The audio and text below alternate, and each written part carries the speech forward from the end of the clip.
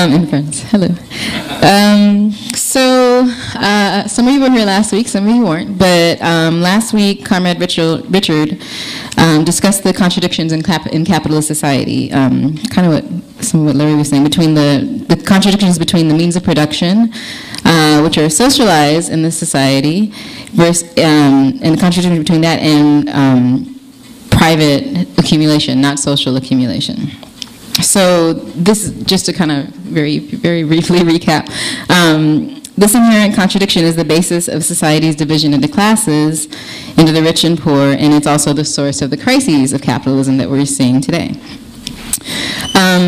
Marx and Engel's vision of socialism was that it would do away with this contradiction by doing away with private appropriation altogether.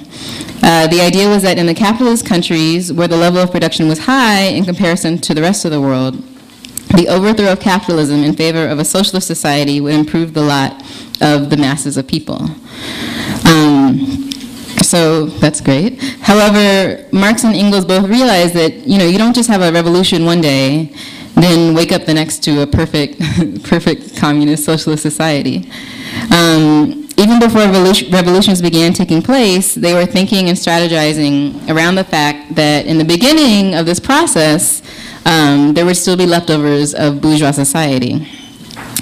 In 1891, a document written by Marx called the Critique of the Gotha Program was published, and it was published at the time as a challenge to, there was a political program that was being proposed by the German Social Democratic Party, and so he wrote this as a critique to that. But in that document, Marx describes two stages of communism. In the first transitional stage, people would be compensated equally in relation to the amount of labor that they do. Now, that sounds really great compared to what we have now, right? Like we were just talking about unemployment, and even when you do have a job, half the time you can't afford to live based on the wages that you get, right? Today, people are paid on some arbitrary pay scale that has more to do with what the capitalists think they can get away with than with can get away with paying the workers, and obviously the lower the better, than the actual time and effort a worker puts into the job. So Marx and Engels also envisioned the destruction of the arbitrary division that we have today between physical and mental labor. Because think about it, is the work that, for instance, the sanitation workers do, is that any less taxing than the work that a so-called professional does? Is it any less important to society? And yet, sanitation workers are devalued in capitalist society, and so therefore they get paid less. So the slogan envisioned for this first stage of socialist society, which is from each according to their ability to each according to their work, is a big advance. If everybody's getting paid for the same amount for the amount of work that they do, no matter what that work is. Sorry, hold on. Sorry. However, in a sense, the idea of equal rights is not the highest level of achievement possible. Now, in capitalist society, that's huge. That's a huge advancement. It's an advance against bigotry. It's an advance against racism, against discriminatory pay. It's an advance against sexism, et cetera, et cetera, et cetera. And obviously, we fight for equal rights all the time. I don't want to give the wrong idea, and the folks who are around know that. But let's look at it this way. Not everybody has the ability to work as much as everybody else. Moreover, different people have different needs. If you say you got two workers, but one of them is raising a family while the other one is just supporting herself alone. Well, it's not exactly equal to pay both of them the same wage. They're not going to be able to use it equally. I have totally lost where I was. Sorry. Okay. Marx said, yeah, so paying these workers isn't the same amount, isn't exactly equal, even if they put in the same amount of work. Marx said, what we have to deal with here is a communist society, so this is the vision of the first stage of communism. What we have to deal with here is a communist society, not as it has developed on its own foundations, but on the contrary, just as it emerges from capitalist society, which is thus in every respect economically, morally, and intellectually still stamped with the birthmarks of the old society from whose womb it emerges. Accordingly, the individual producer receives back from society after the deductions has been made. And when he says deductions, he's talking about the deductions necessary to maintain like the equipment that's being used, the deductions that are necessary to provide for social welfare, because obviously in the first stage there would be social welfare being provided. Okay, so after the deductions have been made, the individual producer receives back from society exactly what he gives to it. Here, the same principle prevails as that which regulates the exchange of commodities, as far as this is the exchange of equal values.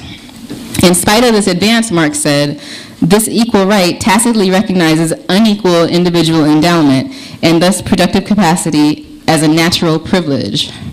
It is therefore a right of inequality in its content like every right. To avoid all these defects, right, instead of being equal, would have to actually be unequal. So that was Marx. Because there is not yet complete abundance in the first stage of socialism, it would have to initially progress along these lines, equal pay for equal work. However, once society reaches full abundance, Marx and Engels said, we won't have to measure people against each other based on the amount of work that they do. Marx concludes that in a higher phase of communist society, after the enslaving subordination of the individual to the division of labor, and therewith also the antithesis between mental and physical labor has vanished, after labor has become not only a means of life, but life's prime want. Wouldn't that be nice if we could just want to work and do things that we want to do? After the productive forces have also increased with the all-around development of the individual, and all the springs of cooperative wealth flow more abundantly, only then can the narrow horizon of bourgeois right be crossed in its entirety, and society inscribe on its banners, from each according to his ability to each according to his needs. So that would be the second stage, as opposed to from each according to his work, we would change to each according to his needs. Okay, so the other part of this equation of the first stage of socialism is that the dictatorship of capitalists, of the ruling class, would be replaced by a dictatorship of the proletariat.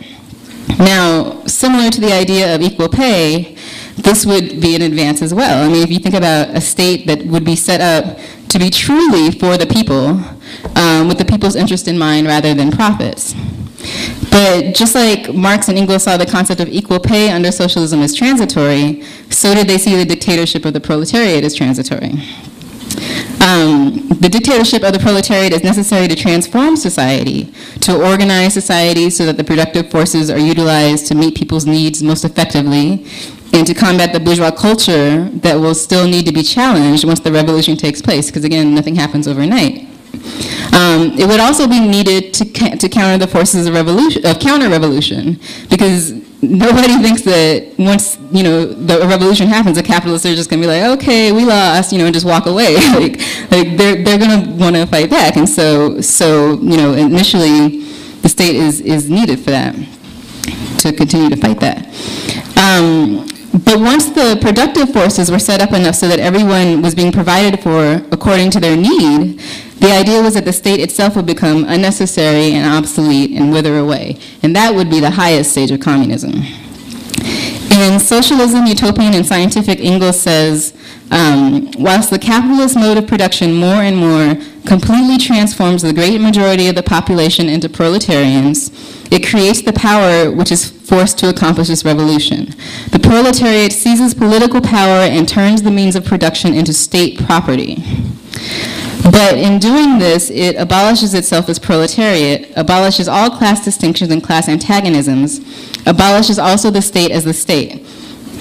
Society, thus far, based on class antagonisms, had need of the state.